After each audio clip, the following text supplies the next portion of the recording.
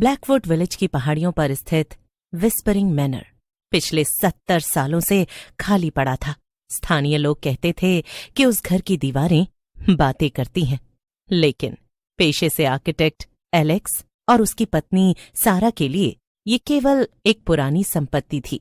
उनके साथ उनके 2 दोस्त, पैरानॉर्मल रिसर्चर लियाम और फोटोग्राफर क्लोई भी आए थे। तो यही है वो मशहूर हवेली।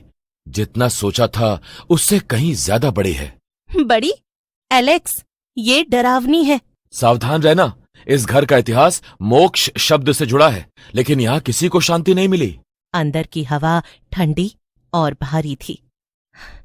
एलेक्स, क्या तुम्हें कुछ महसूस हुआ? जैसे ही दरवाजा खुला मुझे लगा जैसे किसी ने मेरी गर्दन पर फूंक मारी हो।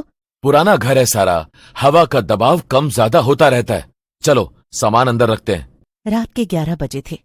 अचानक ऊपर की मंजिल से भारी कदमों की आहट सुनाई दी। क्या यहाँ कोई है? क्या आप हमसे बात करना चाहते हैं? सन्नाटे को चीरती हुई एक आवाज आई जो घर की दीवारों से गूंज रही थी। द्वार खोल दो। ये क्या था? क्या तुमने वो सुना? तभी कोने में स्थित एक पुरानी घड़ी जो सालों से बंद थी जोर जोर से बजने लगी।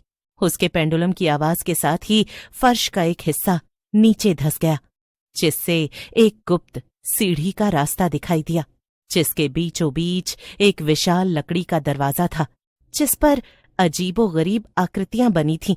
मोक्ष का दरवाजा। कहते हैं इस घर का पुराना मालिक फादर सैमुअल मानता था कि वो पापियों को सीधे स्वर्ग भेज सकता है, लेकिन उसने लोगों को बचाने की बजाय उन्हें यहाँ कैद करना शुरू कर दिया। ये दरवाजा स्वर्ग का नहीं बल्कि नर्क का द्वार है। अचानक क्लोई के कैमरे का फ्लैश अपने आप जलने लगा। हाँ, वहां देखो! वो परछाइयां इंसानों जैसी थीं, लेकिन उनके चेहरे नहीं थे। वो चीख रही थीं, लेकिन आवाजें सीधे दिमाग के अंदर सुनाई दे रही थीं। हमें छोड़ दो, हमें दरवाजा पार करना है, रक्त ही चाबी है। तभी क्लोई हवा में ऊपर उठने लगी। उसकी आंखों की पुतलियां गायब हो गईं और केवल सफेद हिस्सा बचा। वो एक ऐसी भाषा में बोलने लगी जो उन्होंने कभी नहीं सुनी थी। एक जीवन, एक चाबी, मोक्ष मुफ्त नहीं मिलता एलेक्स। दरवाजा धीरे धीरे खुलने लगा। उसके पीछे से सफेद रोशनी नहीं बल्कि गहरा काला धुआं निकलने लगा। एलेक्स, वो दरवाजा बंद करना होगा। वो मोक्ष नहीं है, वो उन आत्माओं को हमारी दुनिया में ला रहा है। एलेक्स को समझ आ गया कि तर्क काम नहीं करेगा। क्लोई जो जमीन पर गिर चुकी थी, उसने कहा, वो आ रहे हैं, वो सबको ले जाएंगे। कमरा हिलने लगा। सारा ने एक पुरानी किताब देखी।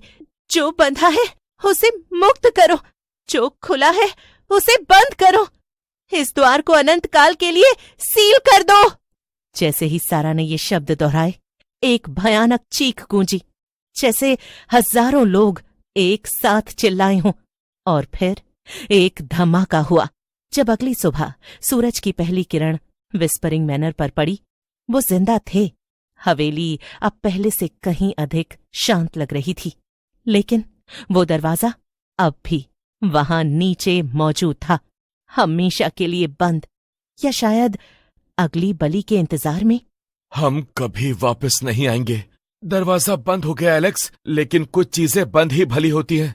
3 घंटे बाद वो एलेक्स के आधुनिक अपार्टमेंट में पहुंच गए। उन्हें लगा कि कंक्रीट की दीवारों और तेज रोशनी में वो सुरक्षित रहेंगे, लेकिन जैसे ही एलेक्स ने घर का मुख्य दरवाजा खोला, उसे महसूस हुआ कि अंदर की हवा वैसी ही भारी और ठंडी थी जैसी उस हवेली की थी। शायद ये मेरा वहम है, हम सब बहुत डरे हुए हैं। रात के 2 बजे थे। लियाम लिविंग रूम में सोफे पर बैठा पुरानी रिकॉर्डिंग सुन रहा था। अचानक स्पीकर से एक आवाज आई जो रिकॉर्डिंग के समय वहां नहीं थी। लियाम, पीछे देखो। एलेक्स, सारा, बाहर आओ। सब दौड़कर वहां पहुंचे। लियाम ने क्लोई की ओर इशारा किया। क्लोई नींद में चल रही थी और उसके हाथ में एक पुराना जंग लगा हुआ लोहे का टुकड़ा था। एलेक्स, वो लोहे की छड़ जो तुमने दरवाजे में फंसाई थी, उसका एक टुकड़ा टूटकर क्लोई के कपड़ों में फंस गया था। वो केवल लोहा नहीं है, वो मोक्ष के द्वार का हिस्सा है। जब तक ये हमारे पास है, वो दरवाजा हमारे लिए खुला रहेगा। तो हमें इसे वापस ले जाना होगा। वापस नहीं, इसे पूरा करना होगा। दरवाजा आधा खुला रह गया है। जो आत्माएं बाहर आईं, वो शरीर ढूंढ रही हैं। अचानक घर की सारी लाइटें बुझ गईं। हमें इसे अभी नष्ट करना होगा। साधारण आग से नहीं एलेक्स, इसे पवित्र नमक और चांदी के साथ पिघलाना होगा। सारा, मोमबत्तियां जलाओ, हमें घेरा बनाना होगा। लिएम ने फर्श पर नमक से एक सुरक्षा चक्र बनाया। एक विशाल काली आकृति जो फादर सैमुअल जैसी लग रही थी, अंधेरे से प्रकट हुई।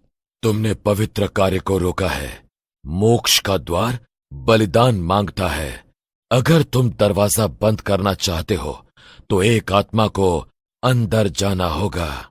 जैसे ही लोहा पिघलना शुरू हुआ, पूरा अपार्टमेंट एक भयानक चीख से गूंज उठा। वो काली आकृति धुएं में बदलने लगी। एक आखिरी जोरदार धमाका हुआ, फिर अचानक सब कुछ शांत हो गया।